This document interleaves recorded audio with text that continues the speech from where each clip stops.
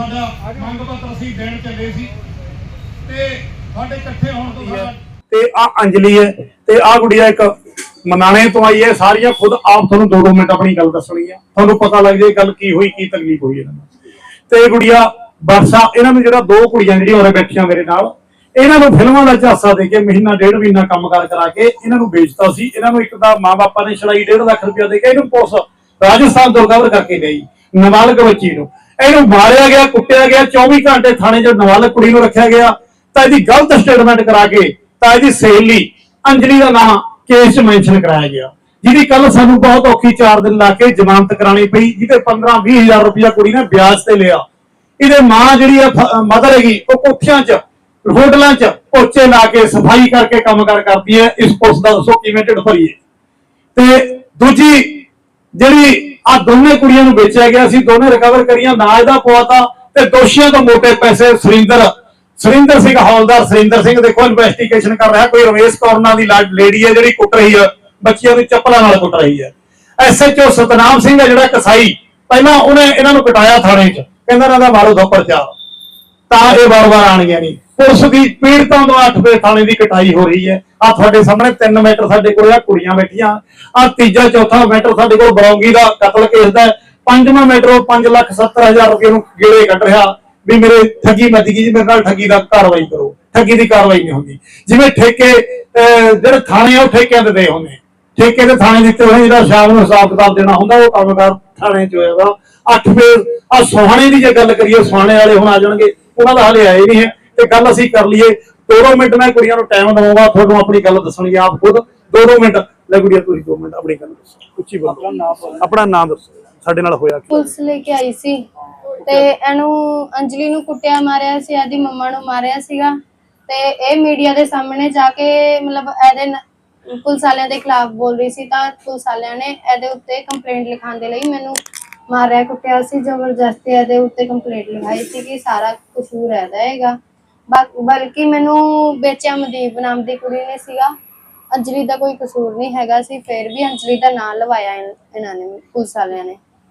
ਰਾਜਸਥਾਨ ਬਾਰੇ ਰਾਜਸਥਾਨ 2 ਮਹੀਨੇ ਕਿੰਨੇ ਰਹੇ?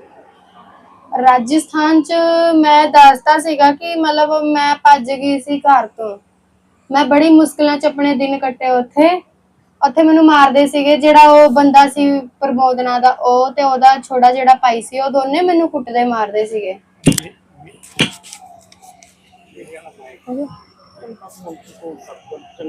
हेलो नहीं ये मेरे हेलो मैं मतलब सीपी मॉल में जॉब करती थी, मुझे मनदीप नाम की एक लड़की मिली थी। वैसे ही मैं जॉब से, मेरा 6 बजे ऑफ होता है, तो मैं वापस आ रही थी, तो वो मुझे मिली थी। तो उसने मतलब मेरे से पूछा कि आप क्या काम करते हो, कहाँ, मतलब तो मैंने उसको बताया मैं सीपी मॉल में काम करती हूँ, मेरा इतनी मेरी सैलरी है। तो उसने बोला कि इतनी सैलरी से तुम्हारा कुछ बनता नहीं है, एक काम करो मैं तुम्हें मूवियों में काम दिलवा दूंगी, उसमें 50,000 रुपए तुम्हारी सैलरी होगी। तो मैंने उससे बोला कि ऐसा क्या काम है जिसमें मतलब 50,000 रुपए सैलरी मिलती है। तो उसने मतलब मेरे को बताया, कहती कि मतलब शूट लाइन में काम है वहां पे, जैसे अभी स्टार्टिंग में तो मतलब ऐसे बैकग्राउंड में लेंगे, धीरे धीरे तुम्हें मेन लीड पे काम मिल जाएगा। तो इस करके मतलब मेरे को उसने अपना नंबर दिया और मतलब मेरे को कहती अगर तुम इस काम के लिए इंटरेस्टेड होगे तो मेरे को फोन कर लेना और अपनी 2 फोटो शेयर कर देना मेरे को। तो उसके बाद में मतलब मैं अपने घर पे आई, मैंने अपने मम्मी पापा से बात करी कि मतलब एक लड़की मिली थी, वो मुझे पता नहीं था लेकिन वो मेरे रूम के पास में ही रहती थी। तो मैंने बोला कि मनदीप नाम की लड़की थी, वो कह रही थी कि मैं इधर ही तुम्हारे रूम के पास में ही रहती हूँ, उसने मेरे को शायद देखा है, तो कह रही थी शूट लाइन में तुम्हें काम दिलवा दूंगी मैं, और इतने पैसे हैं। तो पापा ने मेरे बोला कि अगर तुम्हें ठीक लग रहा है तो कोई बात नहीं, कर लो।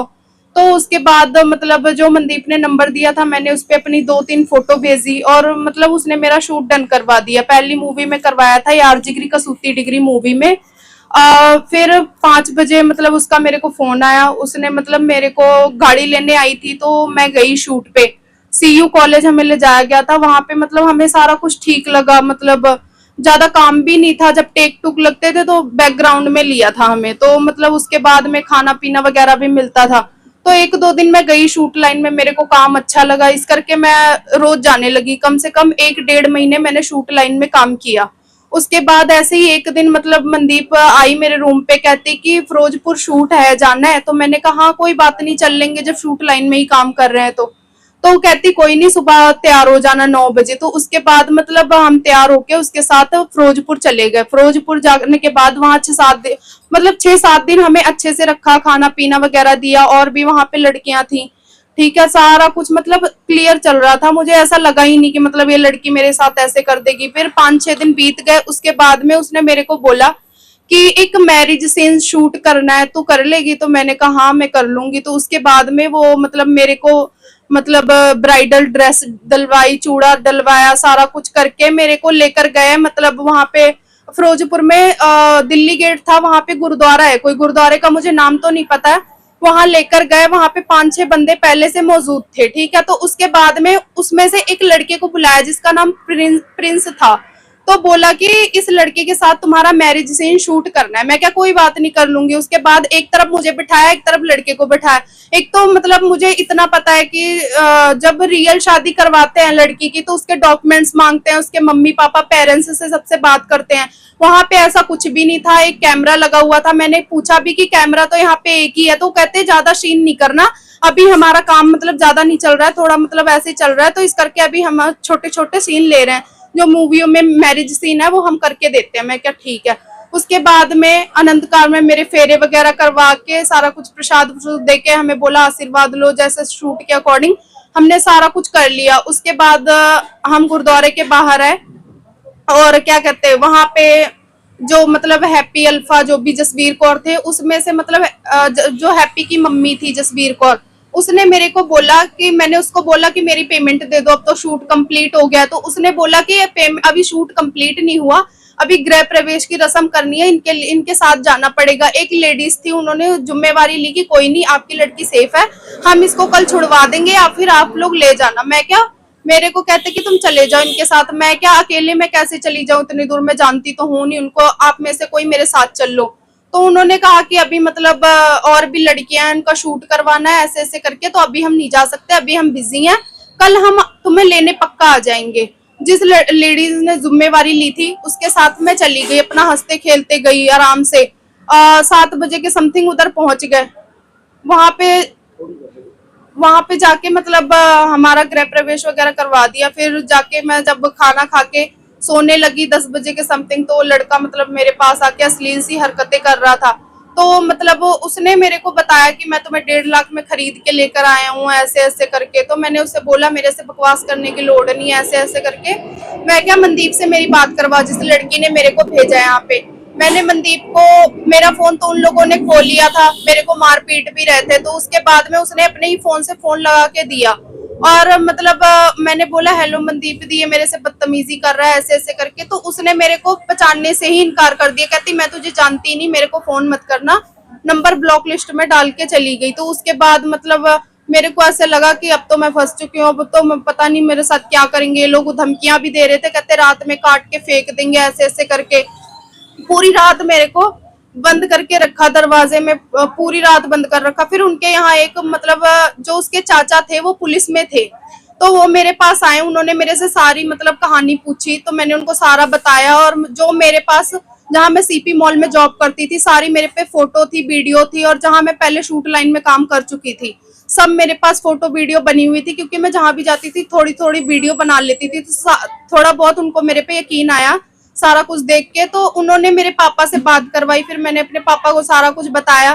तो उन्होंने मतलब बोला कि आपकी लड़की को हम कुछ नहीं करेंगे, आप एक काम करो, जो 1.5 लाख रुपए हम हैप्पी अल्फा मनदीप जो भी हैं सबको देकर आए हैं, वो पैसे दे दो और अपनी लड़की ले जाओ आके। तो मेरे पापा ने बोला हम गरीब बंदे, हमारे पास इतने पैसे कहाँ से आएंगे। तो कहते हमें नहीं पता भाई, जितने जहां मर्जी से लाओ, लड़की आपकी है, अगर आपको लड़की चाहिए तो आप पैसे दे जाओ, 1.5 लाख रुपए अपनी लड़की ले जाओ। तो उसके बाद पापा ने बोला हमारे पास इतने पैसे नहीं है, हम तो नहीं देते। तो कॉल चलते चलते उस बंदे ने मेरे को थप्पड़ मारा। तो पापा ने मेरे बोला कि मेरी लड़की को कुछ मत करना, हम आपके जितने पैसे हैं हम दे देंगे। तो उन्होंने, पापा ने मेरे 3 दिन का समय मांगा उन लोगों से। उसके बाद में 3 दिन तक हमें वहां पे रखा, जब तक मेरे मतलब इधर मेरी मामी का लड़का रहता है, तो उसको यहाँ से भेज दिया था। तो यहाँ से जब भेज दिया था तो वो 9 बजे के समथिंग उधर पहुंच गया दूसरे दिन।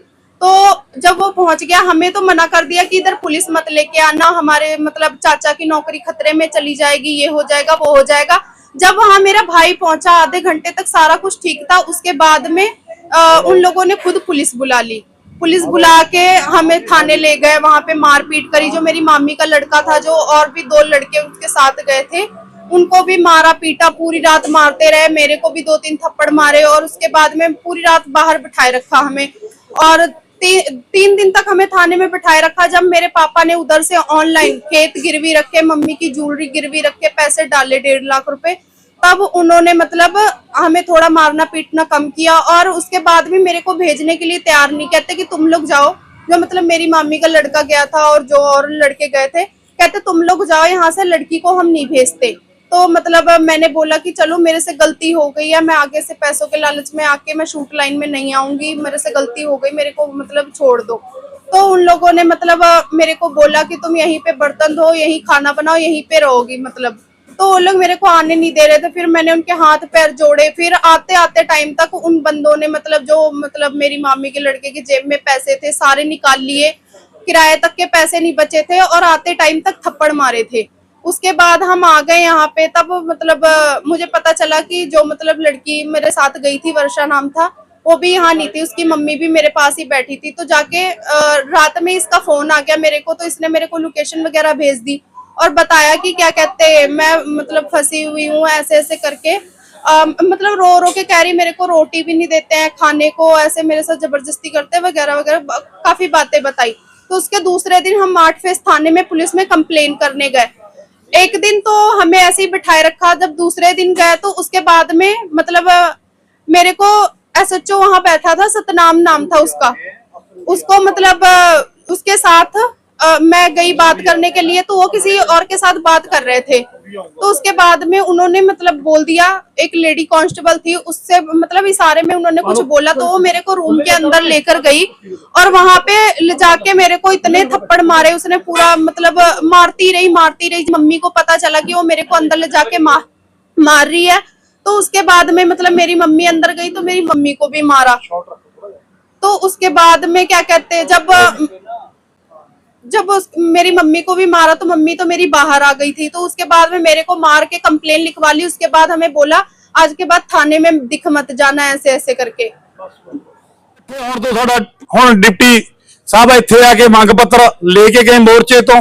ਜਦੋਂ ਇਨਫੋਰਮੇਸ਼ਨ ਹੁੰਦੀ, ਦੇਖੋ 10 ਦਿਨ ਹੋ ਗਏ ਅਲਟੀਮੇਟ ਦੇ ਨੂੰ 10 ਦਿਨ ਹੋ ਗਏ, ਟਾਈਮ ਕੋਈ ਨਹੀਂ ਆਇਆ ਸੀ। ਅੱਜ ਸਵੇਰ ਦੇ ਫੋਨ ਆਣੇ ਸ਼ੁਰੂ ਹੋਏ ਤਾਂ ਤੁਹਾਡੇ ਰਾਹੀਂ ਇਹ ਜਿਹੜਾ ਮੰਗ ਪੱਤਰ ਦਿੱਤਾ ਗਿਆ, ਜਿਹਦੇ 'ਚ 5 ਕੇਸ ਅਲੱਗ-ਅਲੱਗ, ਜਿਵੇਂ ਕੁੜੀਆਂ ਦਾ ਕੇਸ ਹੈ, ਗੁਰਪ੍ਰੀਤ ਨਾਂ ਦਾ ਇੱਕ 5,70,000 ਰੁਪਇਆ ਮੁੰਡੇ ਦਾ ਠੱਗੀ ਮਾਰ ਗਿਆ ਸੀ ਕੋਈ, ਉਹਦੇ ਮੁਕੱਦਮਾ ਦਰਜ ਦੀ ਕੇਸ ਸੀ।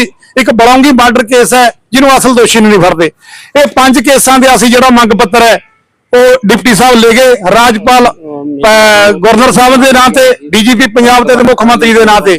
ਤੇ ਅਸੀਂ ਤੁਹਾਡੇ ਰਾਹੀਂ ਇਹੀ ਦੱਸਣਾ ਚਾਹੁੰਦੇ ਹਾਂ, ਜਦੋਂ ਤੁਸੀਂ 10-20 ਬੰਦੇ ਜਾਂ 50 ਬੰਦੇ ਇਕੱਠੇ ਹੋਏ ਉਦੋਂ ਪ੍ਰਸ਼ਾਸਨ ਨੂੰ ਹੱਥਾਂ ਪੈਰਾਂ ਦੀ ਹੋ ਪੈ ਜਾਂਦੀ ਹੈ। ਤੁਹਾਨੂੰ ਕੱਲੇ ਦੇ ਕੱਲੇ ਨੂੰ ਕੋਈ ਥਾਣੇ 'ਚ, ਕੋਈ ਡੀਐਸਪੀ ਦਫ਼ਤਰ, ਕੋਈ ਐਸਪੀ ਦਫ਼ਤਰ ਪੁੱਛਦਾ ਨਹੀਂ। ਜੇਕਰ ਤੁਸੀਂ ਜੇ ਬੰਦੇ ਹੁਣ ਇਕੱਠੇ ਹੋ ਕੇ ਕੋਈ ਨਿਆਂ ਇਨਸਾਫ ਲੈਣ, ਤਾਂ ਅਸੀਂ ਇੱਥੇ ਤਤਪਰ ਤੁਹਾਡੇ ਹੱਕ 'ਚ ਤੁਹਾਡੇ ਕੰਮਾਂ ਕਾਰਾਂ ਲਈ ਬੈਠੇ ਨੇ। ਤੇ ਮੈਂ ਸਾਰੇ ਵੀਰਾਂ ਨੂੰ ਬੇਨਤੀ ਕਰਦਾ, ਜਾਂ ਕੋਈ ਮੈਟਰ ਰੱਖਣਾ ਹੋਵੇ ਆਪਣੇ 10-20 ਬੰਦੇ ਨਾਲ ਜਾਇਆ ਕਰੋ। ਪਰ ਤੁਸੀਂ ਜਦੋਂ ਕੱਲੇ ਆ ਕੇ ਬੈਠ ਜਾਂਦੇ, ਜਿਵੇਂ ਸਾਡੀ ਡਿਊਟੀ ਹੁੰਦੀ ਹੈ, ਅਸੀਂ ਤੁਹਾਤੋਂ ਤਨਖਾਹ ਲਈ ਹੁੰਦੀ ਹੈ, ਇਸ ਕਰਕੇ ਇਸ ਤਰ੍ਹਾਂ ਨਾ ਕਰਿਆ ਕਰੋ। ਬੰਦੇ ਨਾਲ 2-2 4-4 10-10 ਬੰਦੇ ਲੈ ਕੇ ਆਏ ਕਰੋ ਨਾਲ, ਤਾਂ ਕਿ ਸਾਡਾ ਵੀ ਜਲੂਸ ਨਾ ਕੱਢਿਆ ਕਰੋ। ਤੇ ਜਦੋਂ ਕੰਮਕਾਰ ਨਹੀਂ ਹੁੰਦਾ ਤਾਂ ਘਰਾਂ ਬੈਠ ਕੇ ਫੋਨ ਤੇ ਫੋਨ ਕਰੀ ਜਾਂਦੇ ਵੀ ਹੁਣ ਕੀ ਬਣੂਗਾ ਜੀ, ਕੀ ਹੋਊਗਾ। ਤੇ ਮੇਰੀ ਬੇਨਤੀ ਹੈ ਸਾਰੇ ਵੀਰਾਂ ਨੂੰ, ਹੁਣ ਚਾਹ ਪਾਣੀ ਦਾ ਲੰਗਰ ਛਕ ਕੇ ਜਾਓ ਤੇ ਖੀਰ ਪੂੜਿਆਂ ਦਾ ਲੰਗਰ ਤਿਆਰ ਹੈਗਾ, ਤੇ ਖੀਰ ਪੂੜਿਆਂ ਦਾ ਲੰਗਰ ਛਕ ਕੇ ਜਾਣਾ ਸਾਰੇ ਵੀਰਾਂ ਨੇ। ਤੁਹਾਨੂੰ ਮੁਲਾਜ਼ਮਾਂ ਨੂੰ ਵੀ ਬੇਨਤੀ ਹੈ, ਖੀਰ ਪੂੜਿਆਂ ਦਾ ਲੰਗਰ ਛਕ ਕੇ ਜਾਓ, ਆਉਣ ਵਾਲਾ ਖੀਰ ਪੂੜਿਆਂ ਦਾ ਲੰਗਰ। ਤੇ ਇਹੀ ਬੇਨਤੀਆਂ, ਜੇਕਰ ਹੁਣ ਡਿਪਟੀ ਸਾਹਿਬ ਕਹਿ ਕੇ ਗਏ ਜੇ ਸਾਡਾ ਹਫ਼ਤੇ 10 ਦਿਨ ਚ ਅਗਲਾ ਕੋਈ ਪ੍ਰੋਸੈਸ ਨਾ ਹੋਇਆ ਤਾਂ ਇਹ ਸੰਘਰਸ਼ ਜਦੋਂ ਤੱਕ ਜਾਰੀ ਰਹੂਗਾ, ਜਦੋਂ ਤੱਕ ਇਹ ਕੁੜੀਆਂ ਨੂੰ ਇਨਸਾਫ ਨਹੀਂ ਮਿਲਦਾ। ਤੇ ਦੂਜੇ ਪਾਸੇ ਪੁਲਿਸ ਵਾਲਿਆਂ ਦੇ ਖਿਲਾਫ ਕਾਰਵਾਈ ਨਹੀਂ ਹੁੰਦੀ, ਜਿਹੜੇ ਵਿਚੜ ਨੇ ਪੁਲਿਸ ਵਾਲੇ। ਵਾਹਿਗੁਰੂ ਜੀ ਕਾ ਖਾਲਸਾ, ਸ੍ਰੀ ਵਾਹਿਗੁਰੂ ਜੀ ਕੀ ਫਤਿਹ।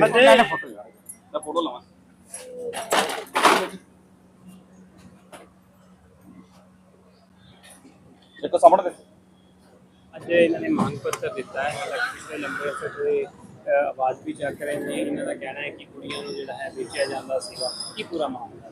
ਇਹ ਜਿਹੜਾ ਪਾਰਟ ਆਫ ਇਨਵੈਸਟੀਗੇਸ਼ਨ ਹੈ, ਜਿਹੜੀ ਇਹਨਾਂ ਦੇ ਐਲੀਗੇਸ਼ਨ ਜਿਹੜੇ ਇਹਨਾਂ ਨੇ ਦੱਸੇ ਆ ਇਹਦੇ ਵਿੱਚ, ਉਹਦੇ ਬਾਰੇ ਅਸੀਂ ਪੜਤਾਲ ਕਰਕੇ ਜੈਸੀ ਸੂਰਤ ਹੋਊਗੀ ਵੈਸੀ ਕਾਰਵਾਈ ਲਿਆਵਾਂਗੇ ਆਪਾਂ। ਸੋ ਕੀ ਕਹਿੰਦੇ ਤੇ ਜਿਹੜੇ ਖਰੜ ਦੇ ਹੈ ਜਾਂ ਬਲੌਂਗੀ ਦੇ ਹੈ ਉਹ ਅਸੀਂ ਸੰਬੰਧਿਤ ਸਰਕਲ ਅਫਸਰ ਨੂੰ ਭੇਜ ਦਿੱਤੀ ਜਾਊ। ਸਰ ਇਹ ਲਗਾਤਾਰ ਇਹਨਾਂ ਨੇ ਪਹਿਲਾਂ ਵੀ ਜਦੋਂ ਪ੍ਰੈਸ ਕਾਨਫਰੰਸ ਕੀਤੀ ਉਦੋਂ ਵੀ ਆਰੋਪ ਲਗਾਏ ਫੇਜ਼ 8 ਥਾਣੇ ਦੇ, ਹਾਲਾਂਕਿ ਜਦੋਂ ਸੈਕਟਰ ਸਾਹਿਬ ਚੇਂਜ ਕਰ ਦਿੱਤੇ ਗਏ ਇਹਨਾਂ ਦਾ ਕਹਿਣਾ ਸੀਗਾ ਕਿ ਕੁੜੀਆਂ ਦੇ ਨਾਲ ਮਾਰਕੁੱਟ ਵੀ ਕੀਤੀ ਗਈ। ਇਹਨਾਂ ਨੂੰ ਹੀ ਉਹ ਸਾਰੀ ਮੈਂ ਇਹਨਾਂ ਨੂੰ ਕੱਲ੍ਹ ਨੂੰ ਬੁਲਾਇਆ ਹੋਇਆ, ਮੈਂ ਆਪਣੇ ਦਫ਼ਤਰ ਹੀ ਸੁਪਰਵਾਈਜ਼ ਕਰੂੰਗਾ ਤੇ ਉਹਦੇ ਤੇ ਜਿਹੜੇ ਜੋ ਵੀ ਹੋਇਆ ਬਣਦੀ ਕਾਰਵਾਈ ਕੀਤੀ ਜਾਊਗੀ। Thank you.